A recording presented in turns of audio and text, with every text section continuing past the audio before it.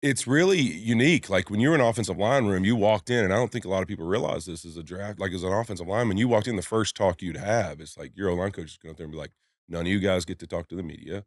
You don't say a word. You don't speak about this room. You don't talk about our offense. Like if you're in an article, like, you better have been forced to comment basically. And so you were kind of told avoid all of that. So the first half of my career, I'll never forget when Taylor Lewan gets drafted.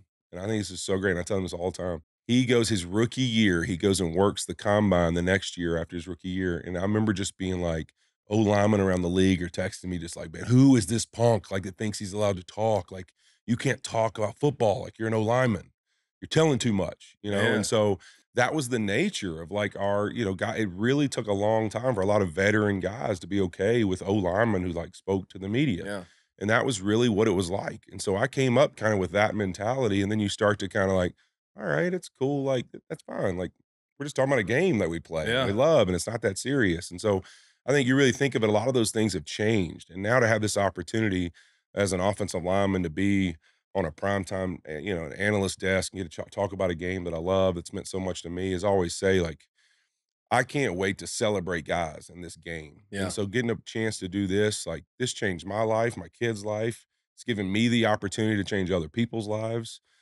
So just that honor to me is what I think about every time I get to do it. Is like celebrate a game that I think is, we talked about the greatest game of all time, the greatest sport of all time, the greatest competition of team, and the ability to go out and make something bigger than yourself. Like, man, to celebrate that and what this whole entire thing is, like, it's really special to be a part of it, and that's really what's on my mind every time I get on a desk and get a chance to talk about this game. 100%. And that you talk about how linemen don't talk. Like people don't realize the hogs, you guys are the motherfuckers that get the wins.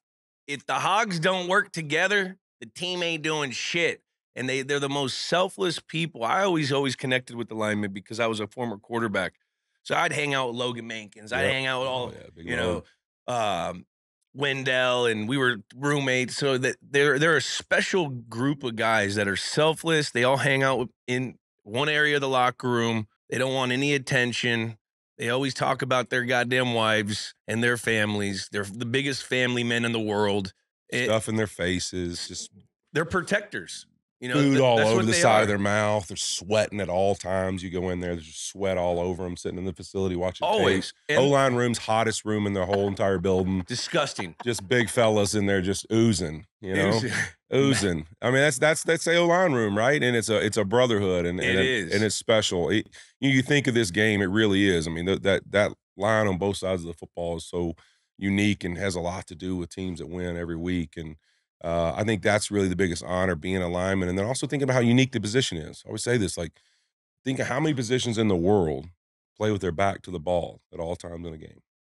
Right? I Yeah. think they're really it's the only position I know of Yeah. that literally you are always playing with your back to the ball. Shields. And so it's wild to think that it's a unique thing. And you look at it in this league right now, it's a huge topic of improving that play. And I think that's one of the things, is that it is a challenging thing, because it's not really something you would just normally think of when you think of athletics, of having your back to the ball and not really knowing where the action is. And we've continued to eliminate their time to prepare. And I think that's one of the biggest struggles there is in the league right now. That's one thing I've been talking about. One of the biggest themes of the year we were talking about with every goddamn team: offensive line, offensive line, offensive line.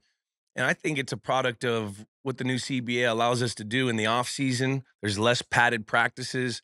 And those big boys, that's where they get their reps, and they need to it's like choreography with these Yep. guys.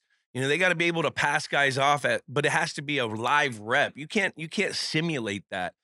So it's been crazy to watch how they're going to adjust the O-line room and how they're going to, cuz there's always something. They'll figure it out.